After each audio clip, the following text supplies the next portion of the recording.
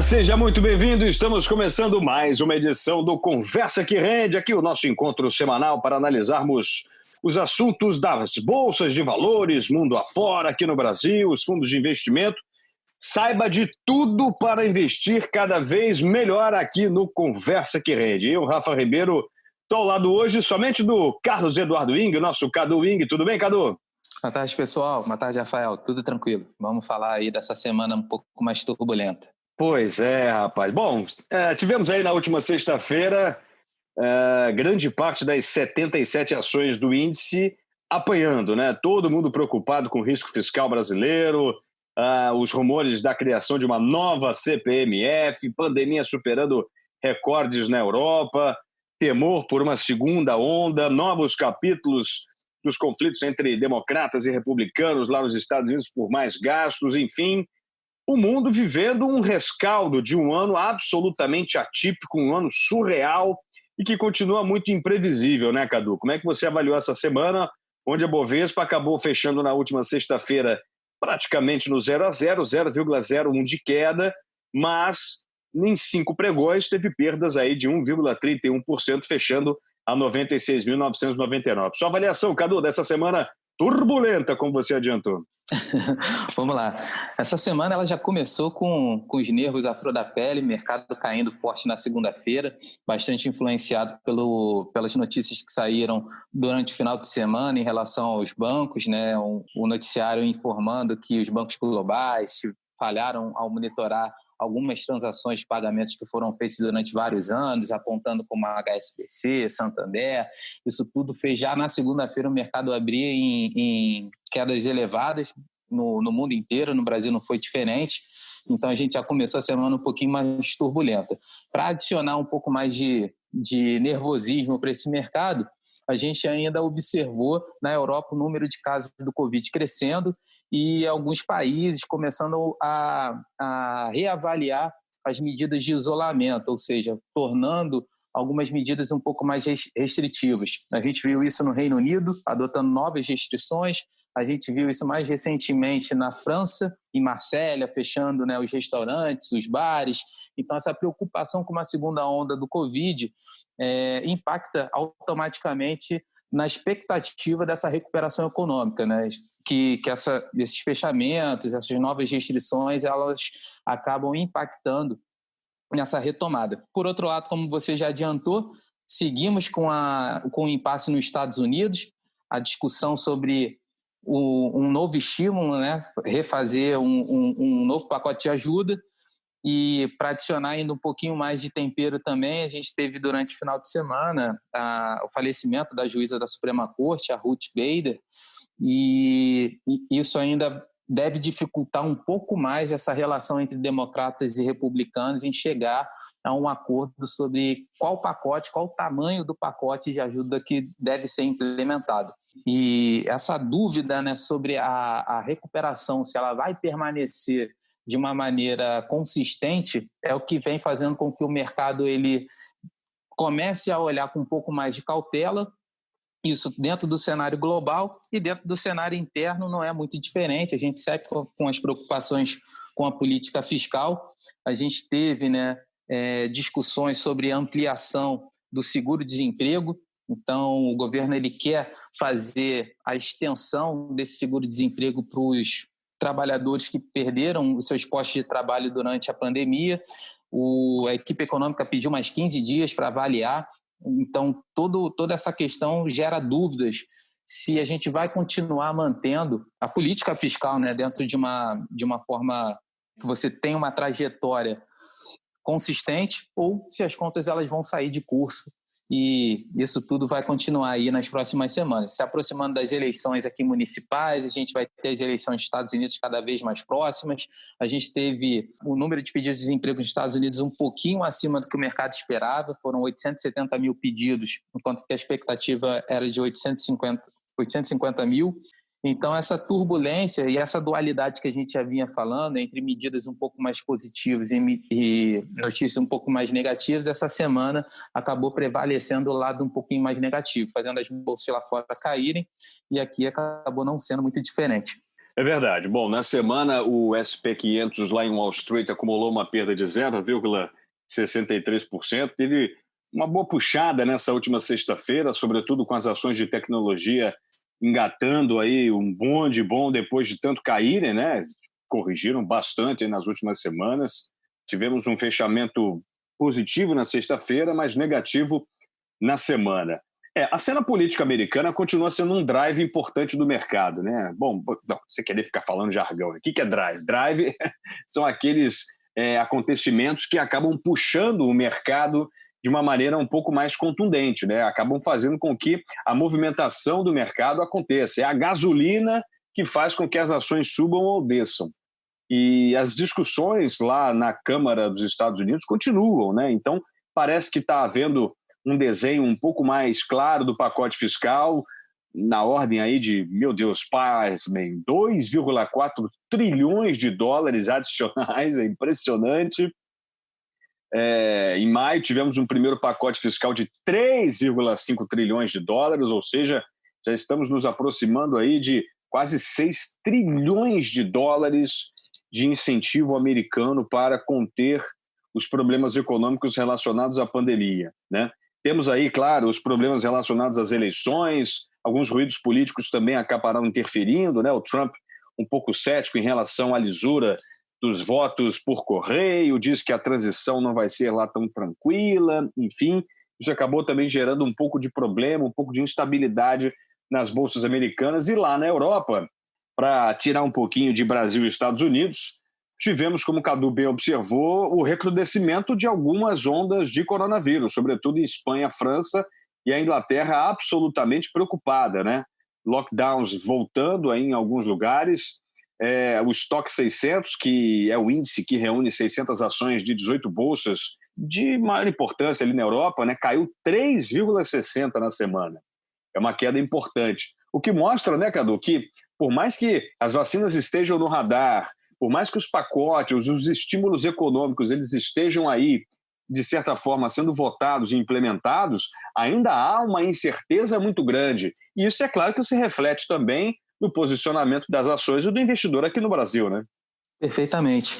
Como a gente já tinha adiantado até na semana passada, por exemplo, algumas coisas ficaram a desejar. O próprio pronunciamento de Jerome Powell nos Estados Unidos, em que se esperava ser feito algum direcionamento sobre novas políticas de estímulo, isso não ficou muito claro.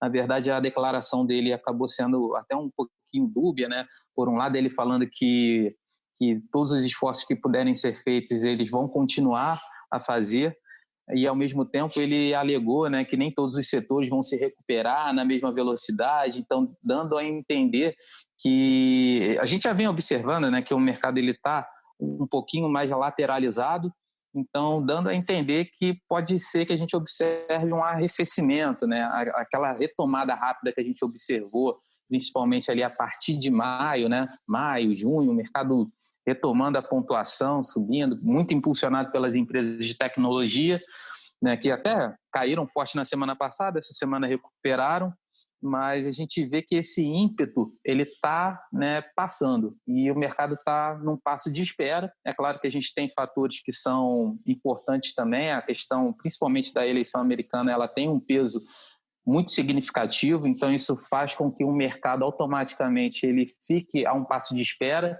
O pessoal prefere, em vez de apostar ali de um determinado cenário, ficar numa posição um pouco mais defensiva até que esse período de turbulência ele passe, né, para que você consiga ali ter um quadro talvez um pouco mais claro. Ao mesmo tempo, isso, voltando aí, né, se reflete na questão do coronavírus, do avanço das vacinas. A gente teve notícias positivas, até falando de Brasil, né, que assinou uma proposta junto, acho que é a Novavax, que está fazendo, né, que avançou nas pesquisas em relação à vacina do Covid-19. Acho que teve também uma outra vacina chinesa que avançou nos testes. Enfim, as coisas estão andando, mas provavelmente isso não vai ser uma solução de curto prazo. A gente não vai ver, né, essa imunização, né, ocorrer.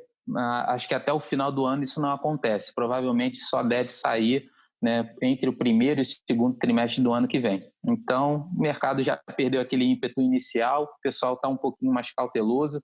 O que é interessante observar também é que, falando de Brasil, a Bolsa Brasileira ela vem com um volume negociado um pouco mais baixo. Então, mesmo a gente observando essa queda, perdeu ali os 100 mil pontos, veio recuando, fechou agora ali próximo dos 97 mil pontos, um pouquinho abaixo, né? Mas a gente vê que ainda não é um movimento muito intenso, porque o volume da Bolsa hoje, por exemplo, foi de 18 bilhões, um pouquinho mais do que isso. Então, a gente já vinha observando que... Que é baixíssimo, né, Cadu? É muito baixo. É baixíssimo. Agora, eu vou fazer uma pergunta até... eu confesso aqui, humildemente, uma pergunta de leigo. Por que a gente teve aí recentemente o ingresso de tantos investidores, pessoas físicas, e o volume de negociação está cada vez mais baixo? Por que essa diferença, essa dicotomia? Não dá muito para entender. Teoricamente, se você tem um ingresso cada vez maior de pessoas aportando na Bolsa, cenário de juros baixos, né, a renda variável como opção direta para rentabilidades um pouco mais agressivas, por que o volume de negociação tem caído tanto, hein, Cadu? Você consegue alguma explicação? Então, Rafa, acho que é um pouco daquilo que a gente vem observando e conversando já nas últimas semanas. Existe uma certa cautela do mercado. O número de investidores na Bolsa ele já veio crescendo, né? Desde o ano passado. Acho que essa queda da taxa de juros ela influenciou bastante as pessoas a buscarem novas alternativas de investimento, cada vez juros mais baixos, renda fixa, né, cada vez menos atrativa, e a forma que você tem de conseguir rentabilizar o seu patrimônio é assumir, né, um pouco mais de risco. E hoje, com todas essas plataformas, com toda a acessibilidade que a tecnologia ela te dá, se tornou muito mais fácil. Então, quando teve ali o movimento em abril, com juros muito baixos, a Bolsa também num patamar muito baixo, isso incentivou as pessoas a entrarem. Rapidamente o Ibovespa ele retomou, a gente chegou ali a 105 mil pontos, depois a gente começou a ter dados um pouquinho mais mistos no mercado, a Bolsa recuando, e eu acho que agora o pessoal também não está muito seguro se ainda tem muito espaço na Bolsa. Então, muitos papéis subiram bastante, a gente teve destaque principalmente para os setores de tecnologia e empresas mais ligadas ao varejo, principalmente com vendas online. Então, a gente já comentou, né, Magazine Luiza, Via Varejo, enfim, empresas que se destacaram bastante durante esse período da pandemia. E agora você tem que ser um pouquinho mais preciso para qual setor você vai, né? Onde está a oportunidade. Eu acho que isso está trazendo um pouco mais de cautela e essa oscilação que a gente está vendo, o Ibovespa, né, caindo, isso tem um efeito emocional também, né? As pessoas acabam se sentindo um pouquinho mais inseguras, aquele papel que ela comprou lá atrás, vou dar um exemplo aqui, se alguém está comprado no papel, não se ofendam não, tá? Mas sei lá, comprei Cogna lá e daqui a pouco caiu 20%, a pessoa está preocupada e já não vou ampliar ali o meu investimento. Eu acho que isso faz parte do cenário um pouco mais turbulento que a gente vive e está faltando aquele incentivo, né? Aquele noticiário que te dê aquele estímulo para você entrar. Toda semana se especula a saída do Paulo Guedes e todos esses conflitos internos da parte política também deixam o investidor um pouquinho mais ressabiado em colocar mais dinheiro na Bolsa. Eu acho que isso que está segurando um pouco mais o nosso volume negociado na Bolsa Brasileira. É interessante porque a gente está tendo alguns cases assim na Bolsa, né? Por exemplo, Magalu, nem se fala, né? Cada vez mais chama a atenção pela forma bem disruptiva, né? Que vai tocando suas negociações. É uma ação que virou um case, né? Virou realmente uma queridinha da Bolsa, só sobe. Aí a gente tem Vale, tem Petrobras, tem a Oi que está nessa polêmica, muita gente compra, muita gente não quer se arriscar. Então, a gente está tendo alguns cases assim na Bolsa nesses momentos de muita variação, de muita volatilidade. E aí o que eu percebo, até conversando com algumas pessoas, todo mundo está querendo saber, e aí, nesse momento de crise, qual é a boa a comprar, né? Qual é aquela ação que você vai dar um tiro certo e de repente vai subir, vai ter um ganho vertiginoso? E não é bem assim, né? Está todo mundo, e aí eu falo de setores de uma maneira ampliada, né, da sociedade inteira. A gente pode falar do setor de varejo, do setor de tecnologia, que agora, essa semana voltou a crescer, mas recentemente sofreu um pouquinho. A gente tem, por exemplo, os grandes bancos que estão sofrendo, né? A gente tem aí ações que estão bem descontadas, né?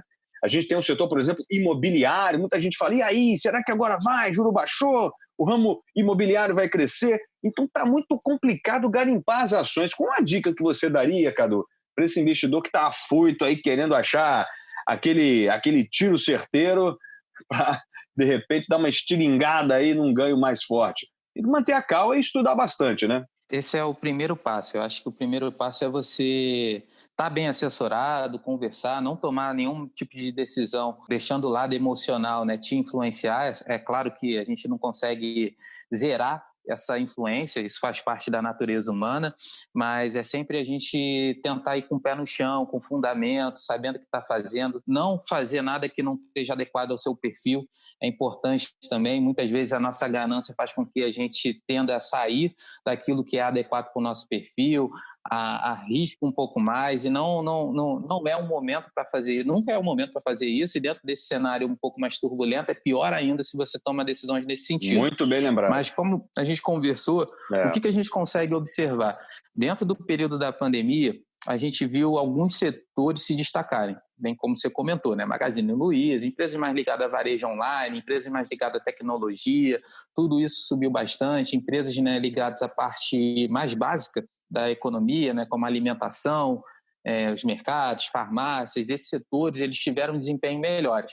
E só fazendo um parênteses aqui, rapidamente, Cadu, te interrompendo, eu tenho um colega que está falando, rapaz, estou comprando Gol, estou comprando Azul, estou comprando as aéreas, porque as aéreas não tem jeito de quebrar, não tem como não ter voo no Brasil. Daqui a pouco elas vão subir. Eu falei, é isso aí, mas vai com calma, não é bem assim, a gente já teve Varig, né? Já teve outros cases que não se tornaram, assim, ações, Exato, digamos, tão lucrativas. Então, tem que ter muito cuidado, né? Às vezes, esse ímpeto de você querer achar a grande oportunidade, achar aquele ouro escondido que ninguém está vendo, faz com que a gente tome decisões tão inteligentes, né? Perfeitamente isso.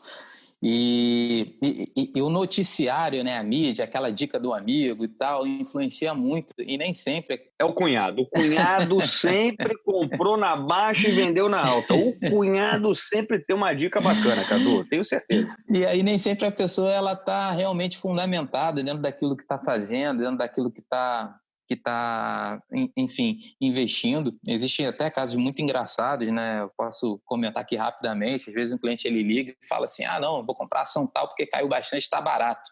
Aí você pergunta e fala assim, quanto é que está valendo a empresa? Qual o valor de mercado da empresa? Você não tem a menor noção. Qual o faturamento da empresa? Qual o PL, não né? sabe. Assim, não tem nenhum dado. Aí, simplesmente porque naquela semana teve uma queda mais representativa, ela acha que na semana seguinte vai subir. É aquela brincadeira da teoria do elevador, né? Caiu, agora desceu, agora vai subir. Não existe isso.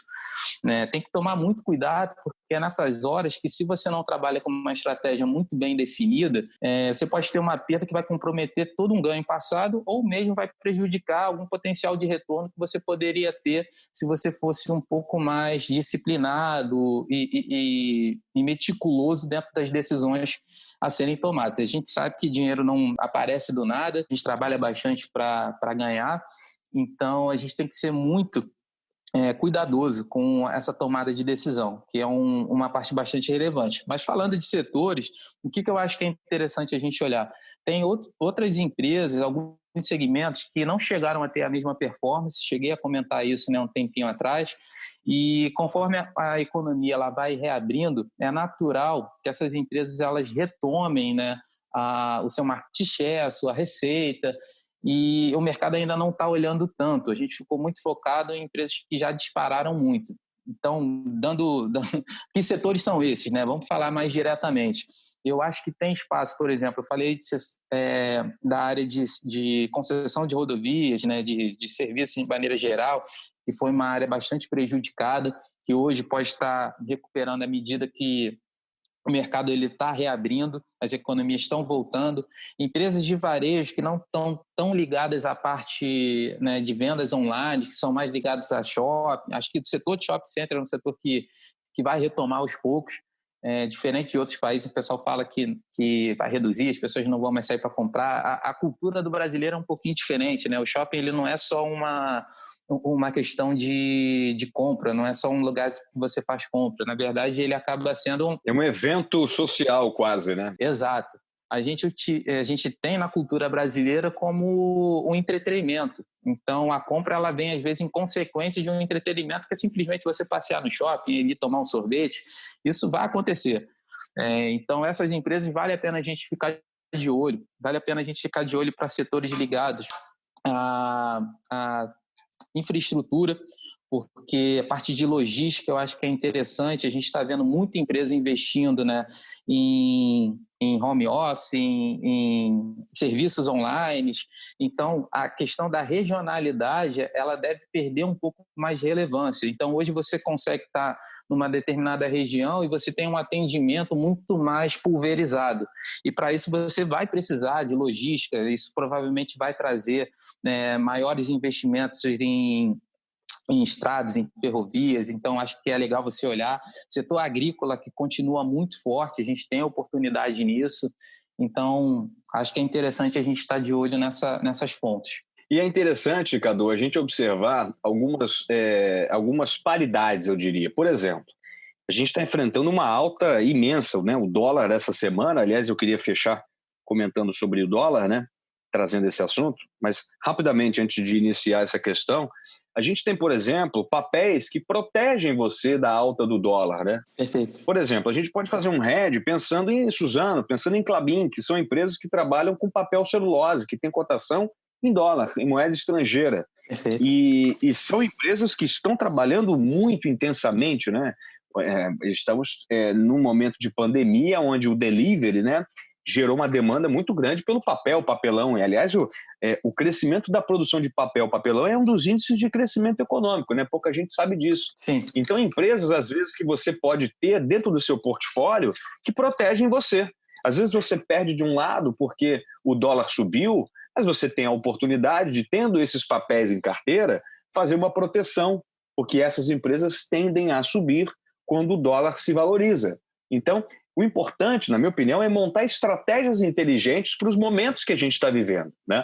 A gente está vivendo um momento de incerteza, onde a proteção ela passa a ser prioridade. A gente tem que proteger o capital no momento de incerteza. Lógico, tem boas oportunidades, empresas descontadas. Perfeito. Não tem por que a gente imaginar, por exemplo, um Banco do Brasil estando tão baixo, né? Com uma cotação tão baixa. Então, assim, é claro que a gente tem oportunidades muito boas na Bolsa, é importante garimpar, mas é importante também pensar em estratégias inteligentes. Aí a gente deixa essa dica aqui para quem está ouvindo o nosso podcast, para pensar nisso. Pensar não apenas naquele tiro certeiro, naquela grande sacada, né, que o cara vai contar no churrasco, na mesa do bar, pô, comprei a tanto, vendi a tanto, me forrei. Não, vamos tentar manter, na verdade, uma tranquilidade no portfólio, montar uma carteira um pouco mais conservadora, porém, também, claro, enxergando boas oportunidades, mas que faça com que o momento adequado que estamos vivendo se adeque ao que a gente tem como patrimônio, né? Eu acho que essa tem que ser a grande premissa do investidor. Eu acho que é isso que a gente tenta passar, eu tento passar para os clientes que estão querendo, às vezes, se alavancar demais ou encontrar uma ação que somente vá conseguir fazer um ganho exagerado, muito grande, né? Então, acho que essas dicas são importantes. Mas rapidinho, Cadu, para a gente fechar, vamos falar um pouquinho do dólar, né? Ou você quer complementar? Vai lá. Só para complementar, eu acho que assim, essa parte da diversificação da carteira ela é fundamental, exatamente por você pulverizar o risco. E um outro ponto que é interessante falar, para quem opera, né, para quem investe em fundos, você está delegando automaticamente para uma equipe ali mega especializada, que conhece bem, né, o mercado e tem acesso a diversas outras alternativas e estratégias que são defensivas também. Você consegue ter mais acesso a essas estruturas. E o que é interessante falar para quem opera diretamente em bolsa é que você tem uma série de estruturas de mercado, né? Estruturas que você consegue utilizar ali com derivativos e tal, em operações que você consegue ter uma posição que seja um pouco mais defensiva. Então, nesses momentos de volatilidade, talvez seja interessante você entrar em contato com um assessor, procurar entender um pouco mais para te passar alternativas para proteger a carteira de ativos que você já tem, ou mesmo montar estratégias na qual você automaticamente limita um pouco o ganho, mas você fica com uma posição um pouco mais protegida. Então, tem uma série de alternativas, que é o que a gente chama ali de operações estruturadas, que você faz ali junto com alguns derivativos, principalmente no mercado de opções, que são interessantes para você aproveitar determinadas oportunidades sem estar correndo tanto risco. Ou para quem quiser risco também, dá para buscar um pouco mais de risco. Mas tem coisas bem interessantes. Tem estratégias dentro das estratégias, né? E mesmo que haja uma vontade, um apetite maior pelo risco, né, pelos ganhos um pouco maiores, e é natural que, né, que qualquer investidor busque isso, porque a taxa Selic está em patamares civilizados finalmente, né? Então é realmente importante que o investidor busque alternativas, mas mesmo dentro da renda variável é importante construir estratégias conservadoras, um pouco mais protecionistas, para que o capital seja preservado no momento de tanta instabilidade e volatilidade. Beleza, vamos falar rapidinho do dólar, Cadu, para a gente encerrar, porque vou te falar, viu? Olha, é loucura, rapaz. Como é que o dólar me cresce 3,32% na semana? Foi a 5,55, cara. Olha só, a gente saiu de 5,23 para 5,55. São 22 centavos de diferença em uma semana. É uma volatilidade surreal. É impressionante o quanto a moeda brasileira sofre. E isso, repito, 22 centavos no momento em que a moeda americana, ela, na semana passada, perdeu valor e nessa semana se valorizou um pouco, mas se valorizou em relação a outras em patamares muito menores. Mas em relação ao real foi uma loucura, né? 3,32%. E só para quem está ouvindo a gente ter uma ideia, olha, presta bem atenção no que eu estou falando para vocês. Moeda brasileira, repito, paridade euro-dólar, paridade dólar-real. $1 comprava uns R$5,23 no dia 17 de setembro. Na última sexta-feira, para você comprar $1, você precisava de R$5,55. Desde 2014, repito, desde 2014, lá se vão 6 anos, o euro-dólar não sai da faixa do 1,14 a 1,25. Ou seja, é uma moeda que não varia 10 centavos em 6 anos. E a gente teve uma variação de 22 centavos em uma semana aqui com o real, né? No ano são 38,58% de aumento. É insuportável. Como é que faz um planejamento, Cadu, com uma volatilidade tão grande? É difícil, né? É difícil. Dólar é sempre difícil, eu nem me arrisco a apontar aí qual a direção, até onde pode chegar. Estamos desfalcados do Caio, né? Porque essa bomba aí estava para ele, mas ele fugiu essa semana. Vai ter que se explicar depois, semana que vem. Estão precisando do cara aqui, o cara resolveu fugir, mano. Que isso? Mas vamos lá. Eu acho que o Brasil, de maneira geral, né, nos últimos, não só esse ano, mas já em anos anteriores, a gente observa que a relação real-dólar tem sido muito volátil. O Brasil tem sofrido bastante em relação à parte cambial. A gente está muito mais exposto quando a gente compara com outras economias emergentes. Acho que essa semana está muito dentro daquilo que a gente falou no início, principalmente a ressurgência, né, dos casos de Covid na Europa. Isso está impactando as estimativas de retomada da economia, né, na União Europeia, a questão do impasse relativo ao pacote fiscal nos Estados Unidos, né, e isso tudo está trazendo uma cautela maior para o mercado e automaticamente, quando a gente fala de cautela, você vai buscar ativos, né, que são mais defensivos, que são mais conservadores. Dentro do cenário global, a gente está falando basicamente de dólar e principalmente de bonds americanos ou tesouros ou títulos, né, de economias fortes, Alemanha, Japão, que é para onde o pessoal corre em qualquer momento de insegurança, incerteza e principalmente nos momentos de pânico, né? Não chega a ser o cenário atual. Então, naturalmente, a gente começa a observar que dentro desse cenário um pouquinho mais nebuloso sobre os próximos passos que vão acontecer na economia e no Brasil, ainda um pouquinho mais apimentado pela questão do lado fiscal, com juros muito baixos. A gente viu essa semana, teve alguns clientes ligando para perguntar em relação à LFT dando negativo, né? Pô, meu LFT como é que deu negativo? Meu fundo DI que só aplica em título público lá está com menos 0,15, o que aconteceu? É a curva de juros, né? Que está subindo, as incertezas são grandes, né? Exatamente. Teve uma subida leve essa semana, mas teve uma subida, e aí o mercado secundário, amigo, ele sofre, né? Perfeitamente. E você tem uma relação inversamente proporcional entre taxa de juros e câmbio. Então, uma coisa, né, é difícil dizer o que causa a outra. Qual é a relação de causalidade? Se foi os juros que impactou no câmbio, se foi o câmbio que impactou nos juros.